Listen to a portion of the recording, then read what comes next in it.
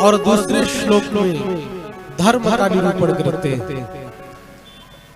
महर्षि वेदव्यास जी लिखते हैं कि धर्म प्रोज्झित कैतवोऽत्र परम निरवत सराणां शताम् वेद्यं वास्तवमत्र वस्तु शिवदम् तापत्रयोन्मूलनम् श्रीमद्भागवते महामुनिकृते किं वा परैरीश्वरः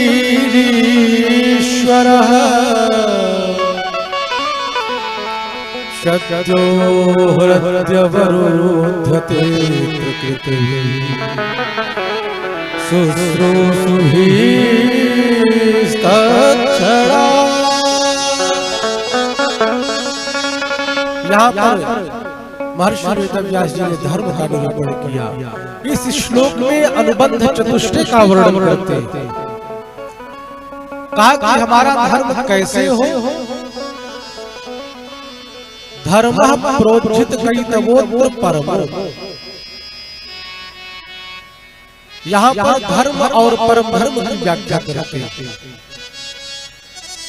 कहा कि धर्म क्या है कि हम घर परिवार में कैसे रहे, समाज में कैसे रहे, व्यवहार में कैसे रहे,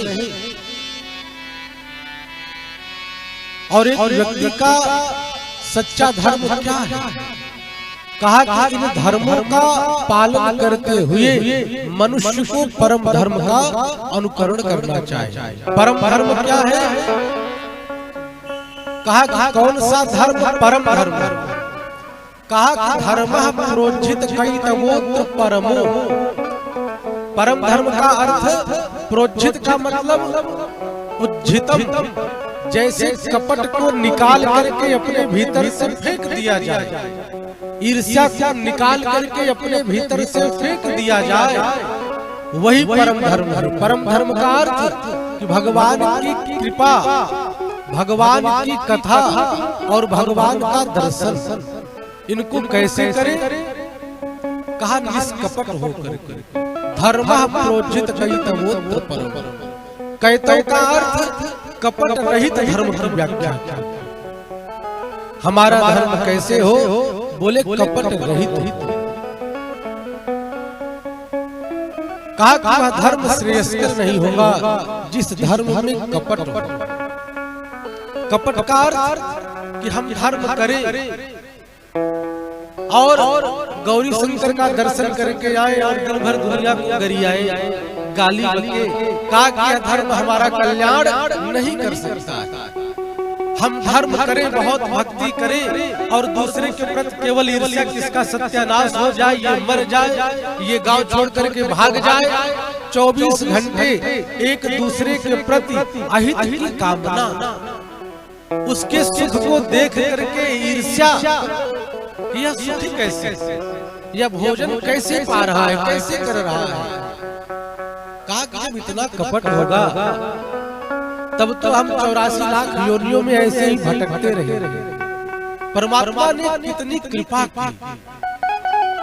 विचार करें कि हम कभी कुकर बने, सूकर बने, नाली के कीड़े बने और 84 लाख योनियों का भ्रमण करते रहे और उस प्रभु को दया आई, इस पर अनुग्रह कर देते हैं, कृपा कर देते हैं।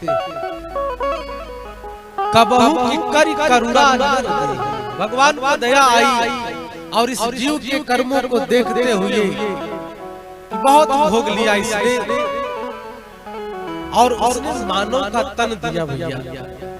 2 हाथ दिए, 2 पैर दिए, 2 आंख दिए, सही सलामत शरीर दिया, रहने को मकान दिया, खाने के लिए भोजन दिया, सुख सुविधा भी प्रभु की कृपा से मिली। और हम 24 घंटे सारे कर्म करते हैं, लेकिन जो करना चाहिए वो नहीं करते। कम से कम आधा घंटा तो प्रभु के लिए दे, शुक्रगुजार हो के प्रभु आपकी कृपा से यह शरीर मिला, यह मानव का तन मिला।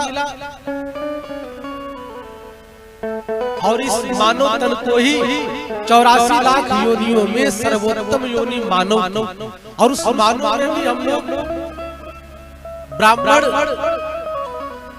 के घर जन्म लिए और उत्तर प्रदेश में जन्म लिया। पास में ही सारे धाम, वृंदावन, अयोध्या, बाबा विश्वनाथ की नगरी, और उसमें रहते हुए भी केवल हमने जीवन में क्या किया? ईर्ष्या, एक दूसरे के सुख को देख करके जलन, 24 घंटे दूसरे के अहित कामना। तो कहा कि यह धर्म भैया हमारा कल्याण नहीं कर सकते। धर्म कैसा हो? तो व्यास जी लिखते हैं, धर्मः प्रोज्झित कैतवोत्र परमो, कैतव का अर्थ कपट रहित धर्म। जो ईर्ष्या, जो द्वेष एक दूसरे के प्रति है भैया, उसको निकाल करके बाहर फेंक दीजिए। जिस जीवन की कोई कारण नहीं। आज हम सभी बैठ करके इस सुंदर पंडाल में श्री सुरेश तिवारी जी के यहाँ बैठ करके कथा श्रवण कर रहे हैं। कल हम रहे कि न रहे, किसके जीवन में क्या हो जाए, किसको कौन सा रोग हो जाए, जिस जीवन का एक पल भी सुरक्षित नहीं, तो हम दूसरे के हित की कामना क्यों करें? हम अपनी सोच को बदलें। लोग कहते हैं भैया कलयुग है, सब बदल गया। पूछा जाए भैया बदला क्या? क्या हमने भोजन करना छोड़ दिया? अब तो और लोग रुचिकर भोजन करने लगे। क्या हम लोगों ने वस्त्रों को पहनना छोड़ दिया? लोग और मॉडर्न हो गए। जहाँ हम लोग घास फूस की झोपड़ी में रहते थे, कच्चे मकान में रहते थे, आज पक्के मकान में रह रहे हैं। सारी सुख सुविधा मिली, सूर्य वही, चंद्रमा वही, तारे वही, दिन रात वही। बदला क्या? केवल हमारा एक दूसरे के प्रति देखने का नजरिया बदल गया। कुछ नहीं बदला, सब कुछ वही है। यह कलिकाल तो वरदान है परमात्मा का। जो बड़े बड़े योगींद्र मुनींद्र सतयुग त्रेता द्वापर में हजारों हजार वर्ष तपस्या करते थे, तो प्रभु की अनुग्रह की प्राप्ति होती थी। और इस कलिकाल में इतना सुगम बना दिया कि भैया जिस भी हाल में रहो, चलते फिरते, उठते बैठते, जागते सोते, प्रभु के नाम का अनुसरण करते रहे, ध्यान करते रहे।